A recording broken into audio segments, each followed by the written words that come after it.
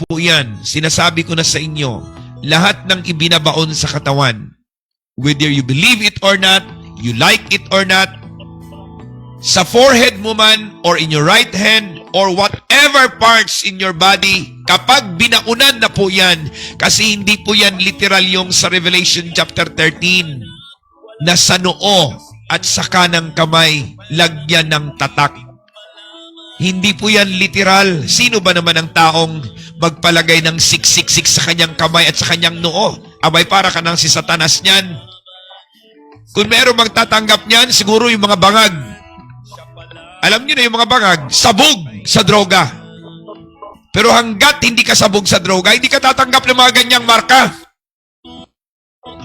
Yan ay totoo. Hanggat matino ang utak mo, sino ba naman ang tao magpalagay ng 666 sa kanyang ulo, sa kanyang noo? Sino ba naman ang tao na magpalagay ng 666 sa kanyang kanang kamay? Sabihin ko sa iyo, ang mga tao magpalagay ng ganyan, sabog sa droga, wala sa tamang pag-iisip.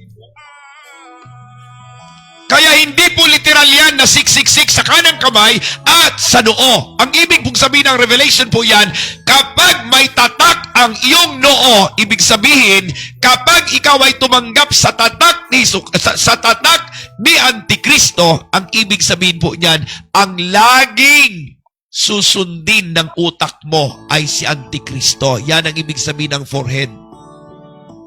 Nasa utak mo na.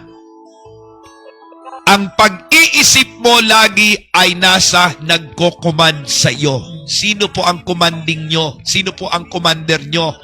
Si Antichrist na po. Ano ang gagamitin ni Antichrist para i-command kayo? Computer po. Sapagkat computer is the image of the beast. Alam po natin yan. Itinuturo na natin yan. Hindi po tayo ignorante yan. We know it already. Alam nga natin na ang kagat nag-ahas, yung bakuna ika nga, there is a hidden agenda.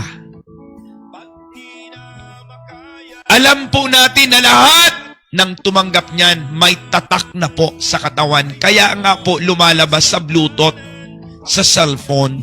Merong mga lumalabas na sa cellphone kapag binuksan mo ang Bluetooth mo, microchip Bluetooth data o di kaya Smart Discover. Sa Smart Discover, kapag binuksan mo sa maraming tao, magtaka ka, ang daming papasok na ang salita, ang word na nakarehistro sa cellphone mo ay pawang vaccinated. Anong ibig sabihin yan? Mga taong nasa paligid na tumanggap ng bakuna, may mga numero sa katawan nila. Ayan, narehistro sa cellphone. Vaccinated. Alam natin yan.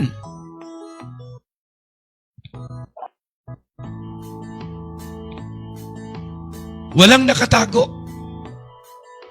Pero nakakalungkot, ang daming mananampalataya na merong ganyan. Nakakalungkot. Kung sino pa yung mga kilalang mananampalataya, sila pa yung merong ganun.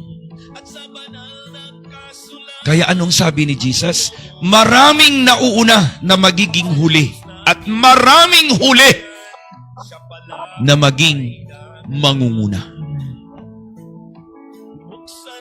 Kaya magbantay po tayo. Alam natin lahat yan. Kasi po ako ay isang pastor sa end times po ako. Pero kahit end time pastor po ako, hindi po ako katulad sa ibang pastor na end time pastor na inuutusan ng kanilang mga miyembro na ibinta nyo yung mga ari-arian nyo. Kahit kailan hindi ko inutos yan. Nangangaral ako ng tama sa katotohanan, wala akong hinahabol na pera, walang kapalit. Kasi yung ibang pastor sa end times, inuutusan nila mga miyembro na, mga kapatid, bintahan nyo yung mga ari-arian ninyo kasi wala naman kayo maanyo kasi malapit nang babalik ang Panginoon. Tandaan nyo po, lumalabas na po ang lahat ng brand ng tatak ni Antikristo. Tandaan nyo, quantum tato, nababasa po yan sa scanning machine ng computer. Ibig sabihin, tatak po yan ni Antikristo. Ano pa? QR code. Marami na pong tao na may tato ng QR code sa katawan. Binabasa po ng computer scanning machine. Ibig sabihin, tatak po yan ni Antikristo. Ano pa? RFID. Karamihang gumagamit ito ay sasakyan. Ngunit kung ito'y ilagay sa katawan ng tao, pwedeng-pwede. Binabasa po ito ng scanning machine. Tatak po ito ni Antikristo. Lahat ng mga tatak na binabasa kayang basahin ng scanning machine of the computer system is tatak ni Antikristo. Ang sinasabi sa Revelation, tatakan ang kanang kamay, it is not a literal kanang kamay. Right hand means authority. Kapag bininta mo ang iyong authority, karapatan, dahil tinanggap mo ang tatak ni Antikristo, yung tatak na yan, ilagay man sa utak mo, sa dibdib mo, sa bituka mo, sa ang braso, left or right, kahit sa puwit mo, kahit sa talampakan mo, basta't natatakan ka. Hindi po ibig sabihin na right hand yan. It is authority. Na kapag tinanggap mo ang kahit anong brand ng tatak niya, bininta mo ang iyong karapatan kay Antikristo.